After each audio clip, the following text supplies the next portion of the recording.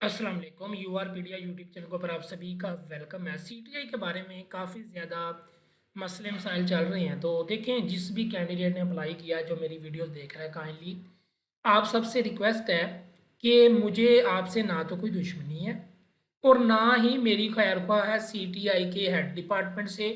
ना ही उन्होंने मुझे कोई पैसे दिए हैं, ना मेरे पास उन्होंने कुछ ऐसा किया है कि मैं उनकी तारीफ़ करूं या उनके बारे में अच्छी बात बताऊं। जो चीज़ें मैंने देखी हैं, ठीक है, वो मैं आप लोगों को बताने लगा हूँ। उम्मीद है आप लोगों को वीडियो पसंद आएगी। वीडियो को लाइक कर दें, चैनल को सब्सक्राइब कर दें, क्योंकि यहाँ पे आपके साथ हर अपडेट शेयर होती रहती है। इस बार इंटरव्यू मार्क्स 5 नंबर के होते हैं, बाकी सारा जो है ना वो आपके टोटल मेरिट के ऊपर डिपेंड करता है। मेरिट कैसे था जी? मेरिट के फार्मूले दिए गए थे हेड की जानिब से। यहाँ पे कुछ और चीज़ मैं आपको बता दूँ, यहाँ पे ये ऑफिशियल ऐड है। यहाँ पे क्या लिखा हुआ है? 7,354 सीटें हैं इंक्लूसिव, यानी कि इंक्लूड है 5% मिनोरिटी सीट है, 3% डिसेबल कोटा की सीटें हैं। हर बार ये ऐसे होता है कि अगर कोई मिनोरिटी कोटा की सीट होती है तो वो ओपन नहीं की जाती, बल्कि वो ख़त्म की जाती है, उसकी जगह पे ओपन नहीं सीट हो जाती। ठीक है, ये बात याद रखिएगा। एक बात ये हो गई। दूसरी बात, इस बार उन्होंने दो फर्क रखे हैं, एक बीएस कॉलेज है और एक जो है वो कम्युनिटी कॉलेजेस हैं। अब जो बीएस कॉलेज हैं, यहाँ पे एमफिल और पीएचडी वालों को प्रेफर किया गया है। अगर एमफिल और पीएचडी का एक भी पर्सन नहीं मिलता, एक भी कैंडिडेट नहीं मिलता, तो एमए एमएससी वाले को कंसीडर कर सकते हैं। अगर एमफिल पीएचडी वाला है, उसका मेरिट चाहे कम एमए एमएससी की निस्बत, लेकिन सीट उसी को मिली जाएगी। ये क्लियर चीज़ें मेंशन है। उसके बाद एक कॉलेज है जो कि दूसरा कॉलेज है सिंपल कॉलेज, वहां पे जो है ना एमए एमएससी वाले अप्लाई कर सकते हैं। एमफिल के 3 मार्क्स हैं। देखो, पॉलिसियां जो है ना वो इतनी आसानी से नहीं बन जाती। काफ़ी ज़्यादा स्टूडेंट्स ये कह रहे थे जी कि एमफिल उन्होंने कर लिया तो इसमें हमारा क्या कसूर है। देखो, उन्होंने जिन्होंने एमफिल किया है, जाहिर बात है उन्होंने भी अपने 2 साल ज़िंदगी के लगाए हैं, रेगुलर पढ़ा है। तो जाहिर बात है अगर आप एमएससी या एमए कर लेते हो तो आपको इंटरमीडिएट के ऊपर जो है ना बताया जाता है ना कि आपकी वैल्यू आपको ज़्यादा दी जाती है। ऐसे ही एमफिल डिग्री है, एमफिल वालों को ज़ाहिर बात है वैल्यू ज़्यादा मिलनी है as compare to MA MSc. तीसरी बात, ऑनलाइन अप्लाई हुआ, माशाल्लाह से बच्चों ने कोई चीज़ नहीं पढ़ी, बस वो बगैर देखे बगैर समझे उन्होंने अप्लाई कर दिया। पिक्चर्स ऐसे ही अपलोड कर दी, ब्लर पिक्चर अपलोड कर दी। देखो, मैंने स्टार्ट के डेज में अप्लाई किया था, तो यकीन करो जिस भी बच्चे का मैंने अप्लाई किया था किसी का ज़रा सा भी इशू नहीं आया।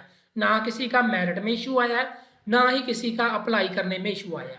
अब और एक बात जो कि सीटीआई का मोस्टली ट्रांसक्रिप्ट के ऊपर सीजीपीए और परसेंटेज मेंशन है, तो परसेंटेज उठा रहे हैं, सीजीपीए नहीं उठा रहे। और जिनकी सिर्फ सीजीपीए लिखी हुई है उनकी सीजीपीए उठा के उनका मेरिट ज़्यादा बन रहा है। ये चीज़ पहले ही क्लियर लिखी हुई है, जबकि ये चीज़ जो है ना अब इशू नहीं बनता। ये हर बार सीटीआई में ऐसे ही होता है। ये देखें नोट, वेयर डीएमसी जो आपकी ट्रांसक्रिप्ट है उसके ऊपर अगर परसेंटेज और सीजीपीए लिखा होगा तो परसेंटेज उठाई जाएगी, अगर खाली सीजीपीए लिखा होगा तो सीजीपीए को इसके मुताबिक कन्वर्ट करना होगा। ये सिर्फ इस बार नहीं हुआ, ये हर साल ही होता रहा है। बस फर्क ये है कि इस बार इतनी बेरोजगारी हो गई है कि सीटीआई के पीछे भी अवाम ऐसे पड़ी है जैसे ये परमानेंट गवर्नमेंट की सीट हो। यकीन करो, ठीक है, सारी बात है। होता है इस वक्त जैसे हालात हैं मुल्क में, जॉब की बहुत सख्त ज़रूरत है, लेकिन काइंडली इन चीज़ों को फॉलो करें। ठीक है, बाकी पे के लिहाज से बात रह गई। जो पे है वो आप लोगों की पर मंथ मिलेगी, यही बताया जा रहा है। बाकी इसके ऊपर भी ऑफिशियल नोटिफिकेशन आ जाएगा। तो देखें स्टूडेंट्स, कैंडिडेट, अगर आप लोगों ने ओपन सीट पे इतनी सीटें मिली हैं तो डिसेबल कोटा वालों को भी मौका मिलना चाहिए। 3% डिसेबल कोटा रखा गया, 5% मिनोरिटी कोटा रखा गया।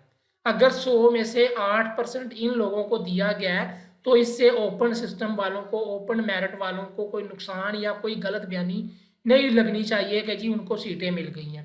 5% मिनोरिटी कोटा, 3% डिसेबल कोटा है, इतना कोई बड़ा कोटा नहीं रखा गया। सारी बातें, उनका भी हक है, मिनोरिटी वालों का भी हक है, डिसेबल वालों का भी हक है। तो इसलिए ये चीज़ें आप लोगों ने देखनी थी। जब आप अप्लाई कर रहे थे आपको कॉलेज से या आपको डिस्ट्रिक्ट लेवल पे पूछ लेना चाहिए था कि आपके सिटी में डिसेबल कोटा की किस कॉलेज में सीट है, मिनोरिटी की किस में सीट है।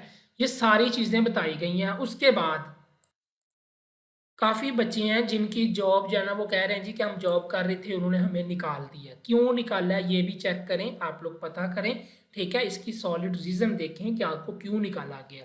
आपके डॉक्यूमेंट में मसला था या कहीं पे मसला था, कोई भी प्रॉब्लम है, क्योंकि ये सीट जो है ना ये कभी भी टर्मिनेट हो सकती है। अगर कोई वहाँ पे परमानेंट टीचर आ जाता है तो सीटीआई को फौरी जाओ वहाँ से हटा दिया जाएगा, ये बात याद रखिएगा, ठीक है? कहीं पे भी अगर आपका प्रिंसिपल के साथ या आप जो है वो सेटिस्फाई नहीं कर पाते क्लासेस को, तो आपको जो है वो प्रिंसिपल कॉलेज वाले जो है वो निकाल के दूसरा बंदा हायर कर सकते हैं। ये सारे rules and regulation clear mention है एडवर्टाइजमेंट के ऊपर, और जब आपने ज्वाइनिंग लेटर जो है वो साइन किया था तो उसके ऊपर भी चीज़ें सारी मेंशन है, ठीक है? तो काइंडली इन चीज़ों को समझें। बाकी कंप्लेंट सुनी गई हैं, अगर आप लोगों ने की होंगी, काफ़ी हैं जिन्होंने कंप्लेंट की थी और उनकी कंप्लेंट जो है वो चेक की गई है और उनको हक दिया गया है। बाकी मुझे नहीं पता कि आप लोगों के साथ क्या हुआ क्या नहीं हुआ। जब तक आपकी सारी जो रीज़न है, सारी चीज़ जो है वो देखी ना जाए, तब तक मैं आपको कुछ नहीं कह सकता। लेकिन जो मैंने मोस्टली चीज़ें देखी हैं, जो फ़र्क देखा वो यही देखा है कि बच्चों ने अप्लाई किया हुआ था चीज़ों में, उनको पता ही नहीं था। उन्होंने ये एडवर्टाइजमेंट पढ़ने की जो है वो ज़हमत ही नहीं की। ये जो हेड की तरफ से आई हुई है ना, इसको पढ़ने की ज़हमत ही नहीं की। पता नहीं क्या ये चीज़ लिखी हुई है, कभी उन्होंने पढ़ा ही नहीं है कि ऊपर क्या लिखा हुआ है। उनको अच्छे से पढ़ लें, अच्छे से, कि क्या कंडीशंस हैं, क्या चीज़ें हैं, लेकिन फिर भी किसी ने कुछ भी नहीं पढ़ा। तो काइंडली अगर फिर भी कोई कन्फ्यूजन है, बाकी काफ़ी बच्चे हैं जिनको मसला है, तो वो अभी भी टाइम है, आप जो है वो हेड में जाके जो है वो कंप्लेन कर सकते हैं, लाहौर ऑफिस में कंप्लेन कर सकते हैं। आप लोगों की सुनी जाएगी, इंशाल्लाह गारंटी है कि आप लोगों की सुनी जाएगी, लेकिन एक सॉलिड रीज़न होनी चाहिए। अगर आप लोग रीज़न ये उठा के ले जाओ कि हमारी ट्रांसक्रिप्ट के ऊपर सीजी पे लिखा हुआ है परसेंटेज, तो आपने परसेंटेज ले लिया, ये चीज़ें नहीं अब चेंज होनी। जो रूल बने हुए हैं काइंडली उन्हीं को फॉलो करें, अब रूल नए ना बनाएं। हाँ, आप लोग जब वो आवाज़ उठा सकते हैं, वो अगली बार के लिए चेंज हो जाए तो वो एक अलग बात है, लेकिन फ़िलहाल जो चीज़ें हैं उन्हीं के मुताबिक आप लोग चलें।